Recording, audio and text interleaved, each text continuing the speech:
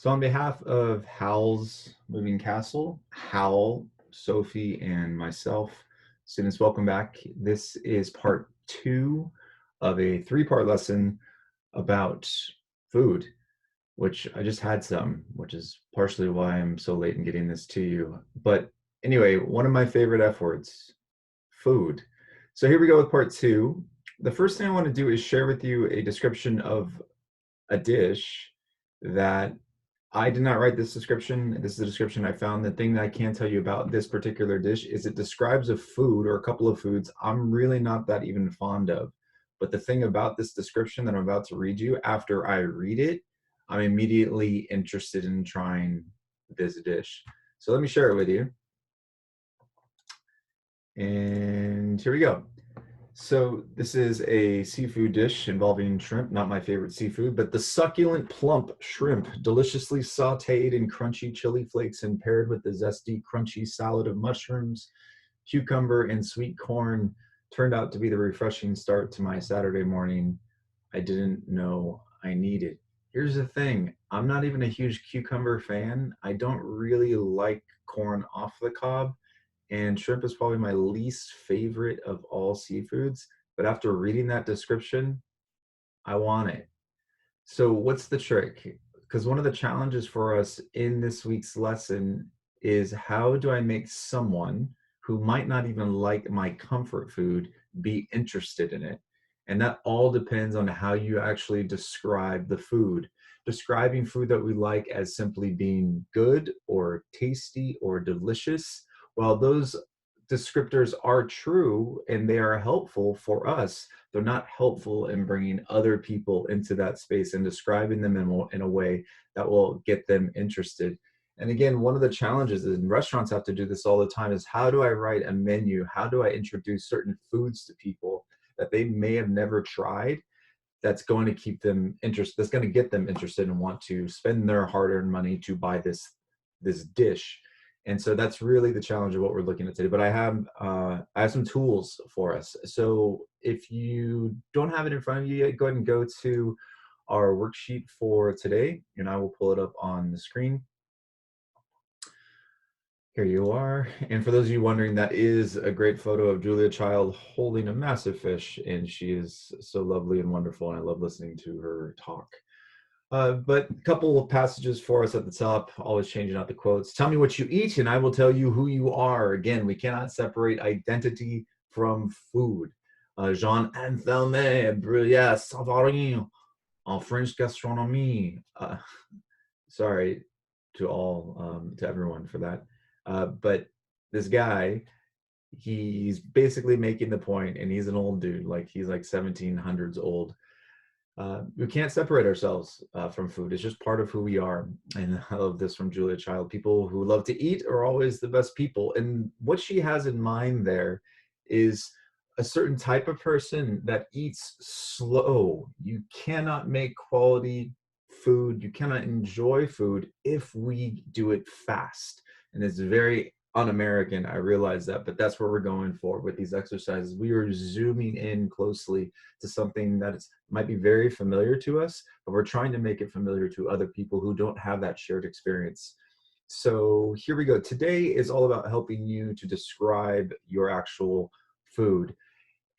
And I'm just going to read, just picking up from here. You guys are excited to read the whole thing, but taking the perfect Instagram worthy photo of a mind blowing meal is great.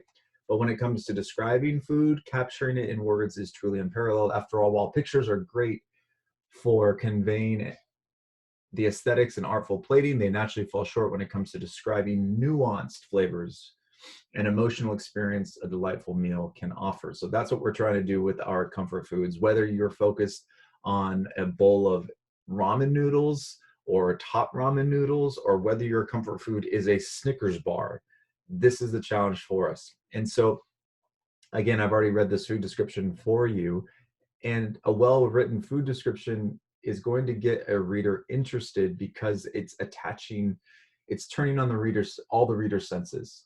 And you'll see that here. So I've essentially broke it down into four categories in terms of our food descriptions. Number one, smell. How would you describe the smell of the food? How would you describe taste? How would you describe the flavor of the food? And then texture is an interesting thing because we have all sorts of textures around us. Like the desk I'm at has a texture. Even the air that I'm breathing has a texture. What I'm smelling right now, my leftover little smoked salmon dish, the smell itself actually has a texture. So when we're talking about texture, it's not just how something physically feels. There's also visual texture. Um, how would you describe the way that the food looks? How would you describe the food's texture after or while eating it? So the first thing I want you to do is step one is remind me what food you're focusing on last time you did your list of your childhood foods. Which one of those are you going to be focusing on for this activity? It could be a single food, it could be an actual dish. So I want you to use that line to identify what that is. Secondly, and this is without looking at the next couple of pages, in your own brain, I would like you to find up to 5 adjectives you would use to describe your food that you're bringing in, your comfort food. I placed 5 options there. If you could only get 3, that's okay, but I want you to do this without looking at the next couple of pages. And then the next part is going to require a highlighter. If you just have a pen, you can do this. You can even do this by bolding or whatever. You can keep this digital if you want for your submission. But I'm going to have you go through each of the following tables with a pen, pencil, highlighter, and I want you to choose and select as many food adjective descriptors fit your food. So if I scroll through, you're going to see the first table, how does it smell? So you have a list of smelling adjectives. The second one, how does it taste? And so notice this list is a little bit longer, as in really long. But this one is about texture. How does it look? What is the texture like when you eat it? So there's a series of questions that you see on the left, and then the potential answers are on the right. So which of those answers apply to your particular food? Now, here's the thing. So I've gone through these lists and taken out all the bad descriptors of food, like rancid. Rancid is not a descriptor you want to have of your food. If you're eating rancid food, we should probably have a talk. Even what's interesting when we talk about describing the smell of a food, just by adding the ly to the word smell, it makes it unappealing. Oh, that's smelly. Smelly is associated with someone's like smelly socks. You wouldn't say, here, smell this. It's quite smelly. You're going to love it. No, that's not normally how we would use the word smelly. But it's interesting, which is a couple little 2-letter additions to a very common word.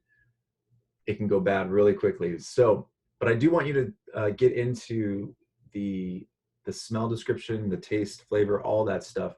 So once you've done that, I'm going to come back to our screen. Once you've done that, you're ready to go back to the first page and try to do what the writer did for the shrimp, mushroom, cucumber salad dish. So that's here, just on that step 4. This is you writing a brief description of your comfort food, utilizing the adjectives you've chosen. Now, you don't have to cram in all of them. Cram in as many as you feel is necessary, but that's essentially the task here for step 4. So when you submit this thing, I should see your food adjectives listed. I should see the ones on the tables highlighted, and I should also see your food description here. So if you want to print this out, great. If you want to go fully digital, go fully digital. But until then, there it is as the next step. We'll get into the emotional connection piece when I talk to you guys on Thursday. Thanks for your patience on this. And on behalf of Hal, Sophie, me, Calcifer, and Pumpkin Head, or Turnip Head, we'll see you guys soon. Bye for now.